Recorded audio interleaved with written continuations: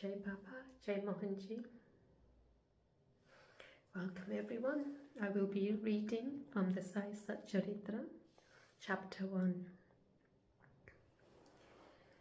Salutations and the grinding of the reed and its philosophical significance. According to the ancient and revered custom, Hemadpant begins the work, the Shirdi Sai Satcharitra, with various salutations. First, he makes salutation to Lord Ganesha to remove all obstacles and make the work a success, and says that Shirdi Sai is God Ganesh himself. Then to Goddess Saraswati to inspire him to write the work, and says that Shirdi Sai is one with this goddess and that he is himself singing his own life. Then to gods Brahma, Vishnu and Shankar, the creating, the preserving and destroying deities respectively, and says that Sainath is one with them, and he, the great teacher, will carry us across the river of worldly existence. Then to his tutelary deity Narayan Adinath, he who manifested himself in Konkan, the land reclaimed by Parshuram, Ram in the Hindi version, from the sea, and to Adi, the original Purush of the family.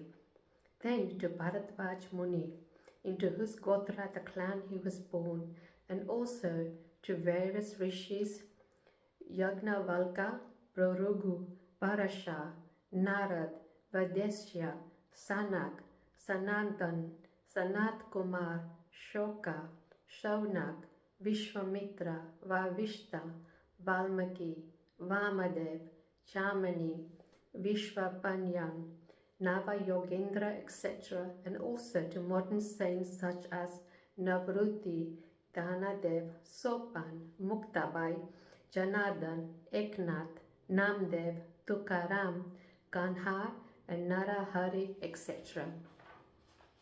Then to his grandfather Sadashiv, and for his father Raghunath, and his mother who left him in his infancy, and to his paternal aunt who brought him up, and to his loving elder brother. Then to the readers, and praise to them to give their whole and undivided attention to this work. And lastly to his Guru Shri Sainath, an incarnation of Shri Dattatreya, who is his sole refuge and who will make him realize that Brahma is the reality and the world an illusion, and incidentally to all beings in whom the Lord God dwells. After describing in brief the various modes of devotion according to the Parasha, Vyasa, and Sandilya, etc., the author goes on to relate the following story. It was sometime after 1910 that I went one fine morning to the masjid in Shirdi to have the darshan of Sai Baba. I was wonderstruck to see the following phenomenon. After washing his mouth and face, Sai Baba began to make preparations for grinding wheat. He spread a sack on the floor, and thereon sat a handmill. He took some quantity of wheat in a winnowing fan, and then drawing up the sleeves of his kafni, the robe, and taking hold of the peg of the handmill, started grinding the wheat by putting a few handfuls of wheat into the upper opening of the mill and rotated it. I thought, what business Baba had with grinding of wheat when he possessed nothing and stored nothing, and he lived on alms. Some people who had come there thought likewise, but none had the courage to ask Baba what he was doing. Immediately the news of Baba grinding the wheat spread into the village, and at once men and women ran to the masjid and flocked there to see Baba's act. 4 bold women from the crowd forced their way up, and pushing Baba aside, forcibly took the peg or the handle into their hands, and singing Baba's lilas, started grinding. At first Baba was enraged, but on seeing the women's love and devotion, he was much pleased, and he began to smile. While they were grinding, they began to think that Baba had no house, no property, no children, and none to look after, and he lived on alms, and therefore he did not require any wheat flour for making bread or roti. What will he do with a large quantity of flour? Perhaps, as Baba is very kind, he will distribute the flour amongst us. Thinking in this way, and while singing, they finished grinding the wheat, and after putting the handmill aside, they divided the flour into 4 portions and began to remove them by taking 1 portion per head. Baba, who was calm and quiet up till now, got wild and started abusing them, saying, "Ladies, have you gone mad? Whose father's property are you looting away? Have I borrowed any wheat from you so that you can safely take the flour? Now do this, take the flour and throw it on the village borders." On hearing this, the women felt abashed, and whispering amongst themselves, went to the outskirts of the village and spread the flour as directed by Baba. I asked the Shirdi people, what was this that Baba did? They replied that as cholera epidemic was spreading in the village, this was Baba's remedy for the same.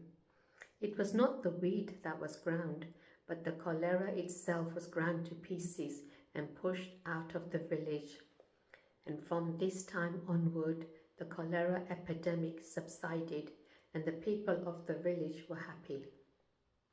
I was much pleased to know all this, but at the same time my curiosity was also aroused. I began to ask myself, what earthly connection was there between the wheat flour and cholera? What was the causal relationship, the relation between the two, and how to reconcile them? The incident seems to be inexplicable. I should write something on this and sing to my heart's content Baba's sweet Leelas, and thinking in this way about this Leela, my heart was filled with joy, and I was thus inspired to write Baba's life, the Sai Satcharitra. As we know, with Baba's grace and blessings, this work was successfully accomplished. Philosophical significance of grinding. Apart from the meaning which the people of Shirdi put on this incident of grinding the wheat, there is, we think, a philosophical significance too. Baba lived in Shirdi for about 60 years, and during this long period he did the business of grinding wheat almost every day. Not however wheat alone, but the sins and the mental and physical afflictions and the miseries of his innumerable devotees. The 2 stones of his handmill consisted of karma and bhakti, the former being the lower one and the latter the upper one. The handle on which Baba worked the mill consisted of dhyan. It was firm conviction of Baba that knowledge or self-realization is not possible unless there is prior act of grinding wheat, grinding of all our impulses, desires and sins, and of the 3 gunas, that is sattva, rajas and tamas, and the ankar, which is so subtle and therefore so difficult to get rid of. This reminds me of a similar story of Kabir, who, seeing a woman grinding wheat, said to his guru, Deepen Niranjan, "I am weeping because I feel the agony of being crushed under the wheel of worldly existence, like the corn in the handmill." Deepen Niranjan replied, "Do not be afraid. Hold fast to the handle of knowledge of the mill as I do, and do not wander far away from the same, but turn inward to the center, and you are sure to be saved." Bow to Shri Sai, peace be to all. Jai Sai Ram, Jai Mohanji. This brings us to the close of chapter 1.